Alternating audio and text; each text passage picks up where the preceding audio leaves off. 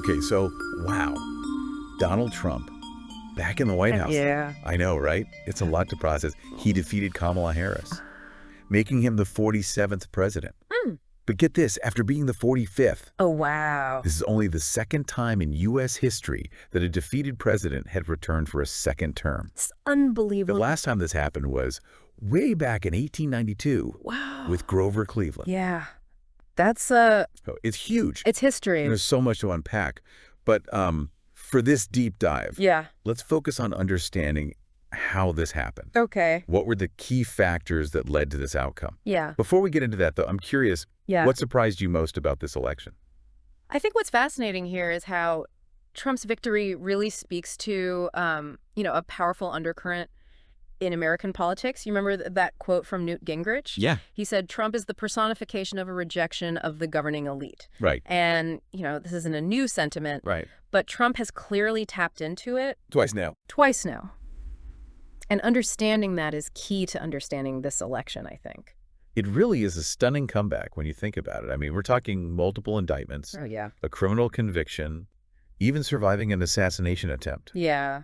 That's, It's almost like something out of a movie, and it all just became part of his campaign story. so especially that assassination attempt. I mean, the image of Trump getting shot, getting up and yelling, fight, fight, fight. Oh, yeah, yeah. It became such a potent symbol of his resilience. His campaign even used it in their ads. I know. And it really speaks to this idea of Trump as a fighter, someone who just doesn't back down, which clearly resonated with a significant portion of the voters. And he flipped key states like Pennsylvania, Georgia, Wisconsin, all states he lost in 2020. Unbelievable. It's wild. But we can't, let's not forget, this election wasn't without controversy. Of course. There are those concerns about Trump's authoritarian tendencies, the threats to prosecute political opponents, and just the lingering shadow of January 6th. Absolutely. And let's not forget that Trump still denies the results of the 2020 election. Right. These are serious issues that I think raise questions about the future of our democracy. Yeah. And then there's a Supreme Court ruling shielding presidents from criminal liability for actions taken in office. Oh, right. How will that play into Trump's second term? Especially given his past legal battles. Exactly. It's definitely a lot to think about. But shifting gears for a moment. Sure. Let's talk about the Republican landscape. Okay. Trump really solidified his hold on the GOP, despite those early challenges from figures like DeSantis and Haley. Yeah. It seemed like every time he was hit with another legal challenge, his support actually grew stronger among Republican voters. Yeah. It's a fascinating paradox. You would think those legal battles would weaken him, but they seem to have the opposite effect. Right. It created this us versus them dynamic, reinforcing the narrative that Trump is a victim of a biased system. Right. Those court cases essentially became rallying cries for his base. Right. And then, of course, there was that June debate where Biden faltered so badly there were calls for him to step down. Yeah. Trump really capitalized on that, essentially knocking Biden out of the race early on. That was a turning point for sure. Yeah. It left the Democrats scrambling. Right. And while Harris is a formidable candidate in her own right, Yeah. she just couldn't overcome the momentum Trump had already built. Right. This election really exposed just how deeply divided we are as a nation. It feels like half the country is celebrating a victory, while the other half feels conquered. Yeah, So where do we go from here? that's the question. This is just the beginning of a new chapter, Right. and there are so many unknowns. Yeah. We'll definitely be diving into the policies and challenges ahead for Trump in his second term. But we want to hear from you.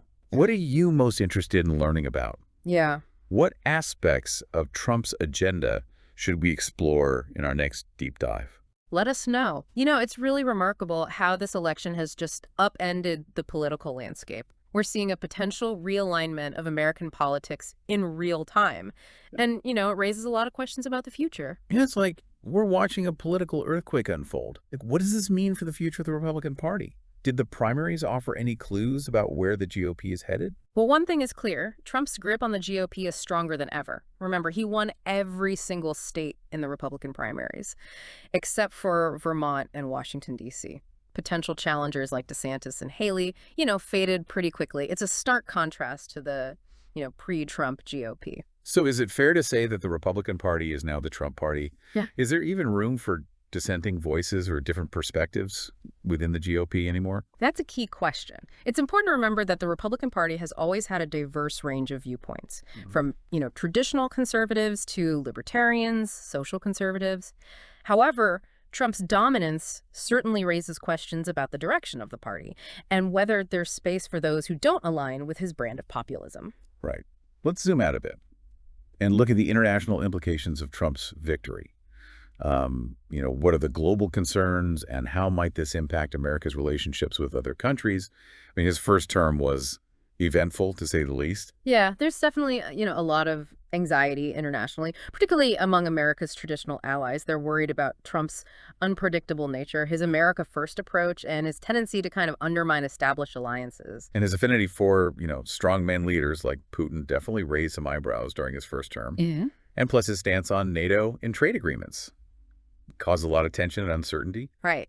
So now the question is, how will these dynamics play out this time around? What are the potential flashpoints to watch for? One major concern is the ongoing war in Ukraine. Right.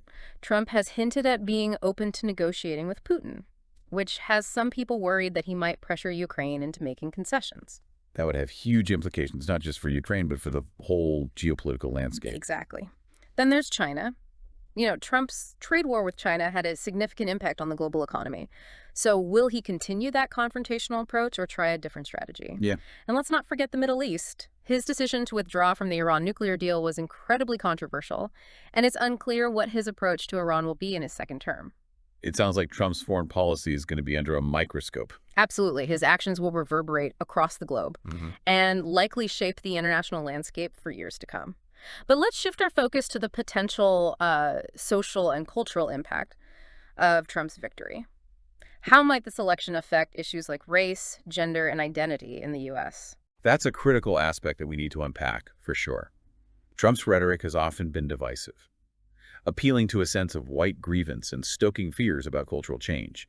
And policies like the travel ban on citizens from several Muslim-majority countries were widely viewed as discriminatory. Exactly. And those policies had real consequences for people's lives. So there's understandable concern that his second term could lead to further erosion of civil rights and a rollback of progress on issues like LGBTQ plus equality. I mean, we've already seen a backlash against movements like Black Lives Matter and a resurgence of white nationalism. It feels like this election has emboldened those forces. And it's important to acknowledge the fear and anxiety that many marginalized communities are experiencing right now. You're absolutely right. This election wasn't just about politics. It was about fundamental values and the kind of society we want to live in. The coming years will be a crucial test of our commitment to those values, inclusion, equality, and justice for all. It's a lot to process, and I imagine many of our listeners are feeling a mix of emotions right now. Confusion, anxiety, maybe even anger. Those feelings are valid. This is a time for open and honest dialogue. We need to find ways to bridge the divides that this election has exposed. And that starts with listening to each other and trying to understand different perspectives, even if we disagree. Yeah. Finding that common ground won't be easy, but it's essential if we want to move forward as a nation. As we wrap up this part of our deep dive, I want to leave our listeners with a question. What gives you hope in these uncertain times? What are the sources of resilience and strength that you're drawing on? That's a powerful question. It's important to remember that even in the darkest of times, there are always glimmers of hope. We see it in the activism of everyday people, in the courage of those who speak truth to power, and in the enduring belief that a better world is possible. And it's in those glimmers of hope that we find the strength to face the challenges ahead. It's crazy, right? This election really flipped the script on everything we thought we knew about American politics. Yeah, it feels like everything we thought we understood about how elections work has been completely just turned upside down. Yeah. A candidate like Trump, with all the baggage, the legal battles, not only secures the nomination, but wins the presidency again. It's wild. It defies all expectations. It really does. And it raises some, profound questions about the American electorate. What does it say about us as a nation that, a significant portion of voters were willing to overlook all of that and vote for him again? Yeah, that's the million-dollar question, isn't it? I mean, some analysts are saying it's a sign of deep dissatisfaction with the way things are, with the economy, political gridlock, the sense that, the system just isn't working for them. And Trump really, he positioned himself as the ultimate outsider. the one who could drain the swamp, and I think that really tapped into that frustration. Right. For many voters, he represented a break from the establishment, a chance for real change, even if it meant overlooking, his flaws and controversies. But it's not just frustration driving this, is it? There's also, like, a cultural element to play, too, right? Oh, absolutely. Trump very effectively appealed to, like, a sense of white identity politics and anxieties about demographic change. That's a crucial point. His rhetoric about immigration, about making America great again, it resonated with voters who felt a sense of loss, a loss of cultural dominance, a sense that America was slipping away from them. Yeah, and he wasn't afraid to exploit those fears either, often resorting to, like, divisive language and scapegoating minority groups. This election has brought those deep racial and cultural divides in our society into, like, sharp focus. Absolutely. And it's raised, serious concerns about the rise of white nationalism and the potential erosion of democratic norms. It's a stark reminder that progress isn't guaranteed and that we can easily backslide. So looking ahead to Trump's second term, what are the key things we should be paying attention to? What are the biggest challenges and maybe even opportunities that lie ahead? Well, one of the most significant challenges will be governing a nation that is so deeply divided.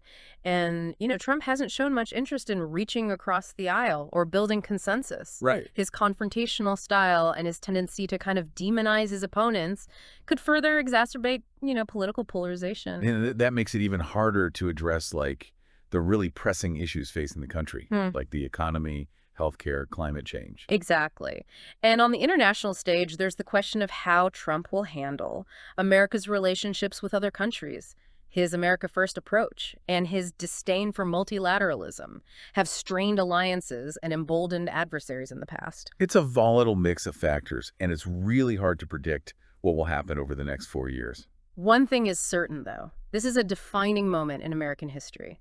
The choices we make as individuals and as a nation will have profound consequences for years to come. It's up to all of us to, stay informed, to engage in the difficult conversations, and to hold our leaders accountable. We need to work together to build a more just and equitable society, even amidst these divisions. We can't afford to be complacent. The stakes are incredibly high. We need to be informed, engaged, and ready to defend the values that we hold dear. So as we wrap up this deep dive, I want to leave our listeners with a call to action. Stay informed, stay engaged, and never give up hope. Remember, the future isn't preordained. It's shaped by the choices we make every day. By working together, even when it's hard, we can create a future worthy of our highest aspirations. Thank you for joining us on this deep dive. We'll be back soon to explore more of the issues and challenges facing us in Trump's second term. Until then, stay curious and keep learning. Thank you for joining us today. If you enjoyed our discussions and insights on current topics, support us by subscribing to the channel and turning on the notification bell so you don't miss any exciting updates. Let us know what you think. Your opinion is important to us. Feel free to write us your thoughts or questions in the comments. Please also recommend us and share this video with friends and family who are interested in the latest developments.